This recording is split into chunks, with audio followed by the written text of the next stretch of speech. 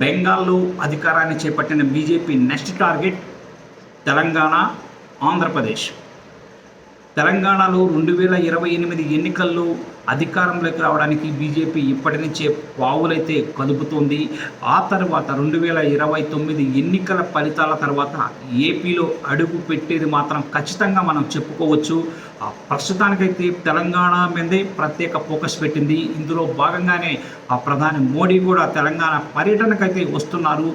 2028 ఎన్నికల్లో సత్తా చాటిన తర్వాత ఏపీలో అడుగుపెట్టి ఏపీలో అధికారం హస్తగతం చేసుకునేందుకు బీజేపీ ఇప్పటి నుంచే పావులైతే కదుపుతోంది. దీనికి మనం చూసుకున్నట్లయితే తెలంగాణ విషయానికి వస్తే తెలంగాణలో ఇప్పటికే బీజేపీకి చాలా మెజారిటీ పాపులారిటీ కూడా ఉంది. ఈ పాపులారిటీని ఆధారంగా చేసుకొని అధికారంలోకి రావడానికి బీజేపీ ఎలాంటి ఎత్తుగడైనా వేస్తుంది, అధికారంలోకి వచ్చి తీరుతుందనేది మాత్రం మనం ఖచ్చితంగా చెప్పుకోవచ్చు. బీజేపీ క్లుప్తంగా చెప్పాలంటే ఒక్కసారి పట్టుబట్టిందంటే దాన్ని సాధించే వరకు వదిలిపెట్టదు. ఈ భారతీయ జనతా పార్టీ 1-2 సార్లు ప్రయత్నించి విఫలమయ్యే పార్టీ అయితే అది కానే కాదు. దీన్ని మనం చూసుకున్నట్లయితే దీని ఫలితంగానే దేశవ్యాప్తంగా 15 రాష్ట్రాల్లో బీజేపీ అధికారంలో ఉంది. మరో 6 రాష్ట్రాల్లో పొత్తుతో ప్రభుత్వాన్ని అయితే ఏర్పాటు చేసింది. ఇప్పుడు మనం చూసుకున్నట్లయితే తెలంగాణలో 2028లో అధికారంలోకి వస్తుందా రాదా అనేది పక్కన పెడితే అధికారంలోకి రావడానికి మాత్రం బీజేపీ వేయాల్సిన ఎత్తుగడలన్నీ ఇప్పటి నుంచే వేస్తుంది.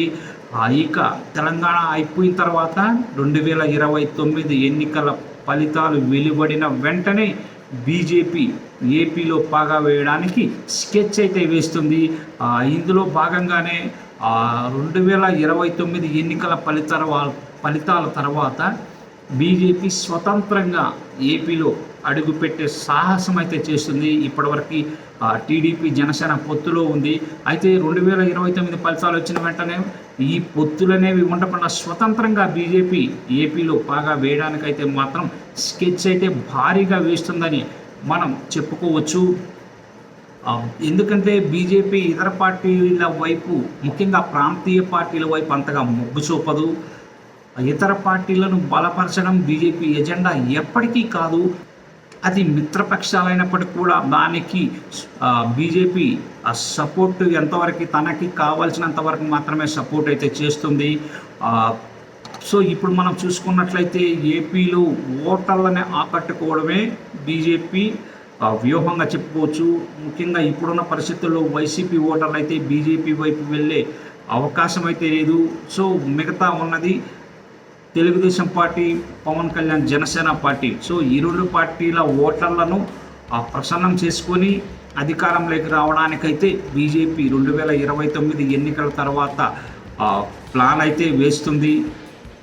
ఎందుకంటే ఏపీలో ఒక పార్టీని స్మాష్ చేస్తేనే రెండో పార్టీకి అవకాశం ఉంటుంది. కాబట్టి ఏపీలో ఏదో ఒక పార్టీని అయితే స్మాష్ చేసి తర్వాత అధికారంలోకి రావడానికి ఎత్తుగడైతే వేస్తుంది. దీనికి ప్రత్యక్ష ఉదాహరణగా మనం మహారాష్ట్ర బీజేపీ రాష్ట్రాలను చెప్పుకోవచ్చు.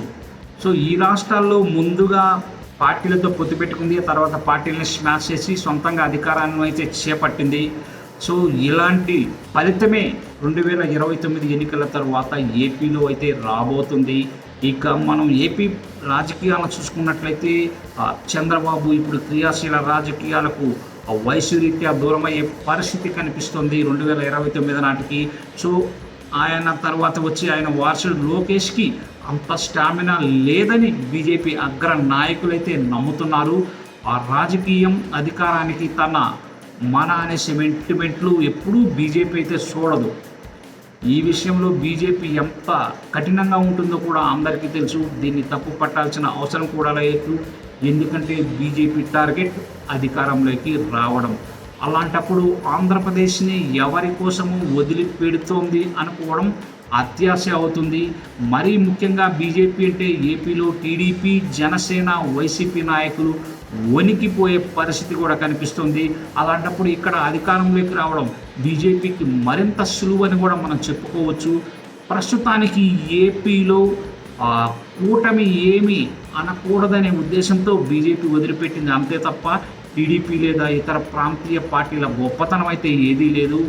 2029 తర్వాత తప్పకుండా ఏపీలో సొంతంగా అధికారాన్ని సొంతం చేసుకునే దిశగా అయితే బీజేపీ పావులు కదుపుతుందనేది వాస్తవం. అప్పుడు బీజేపీకి ఇతర పార్టీల మద్దతు ఇవ్వాల్సి వస్తుంది తప్ప బీజేపీకి ఆ పార్టీలు ప్రాంతీయ పార్టీలకి ఎప్పుడు కొమ్ము కాసే పరిస్థితి ఉండదు. బీజేపీ తత్వం బాగా తెలిసిన వారెవరికైనా ఏ పార్టీ ఏ రకంగా ఒక రాష్ట్రంలో అధికారంలోకి వస్తుందో సులువుగా అర్థం చేసుకోవచ్చు. కాబట్టి ఏపీలో సమయం కోసమైతే బీజేపీ ఎదురు చూస్తుంది. అది కూడా ఏదో ఒక పార్టీ పూర్తిగా కనుమరుగైతే ఆ స్థానాన్ని భర్తీ చేయడానికి బీజేపీ స్కెచ్ అయితే వేస్తుంది.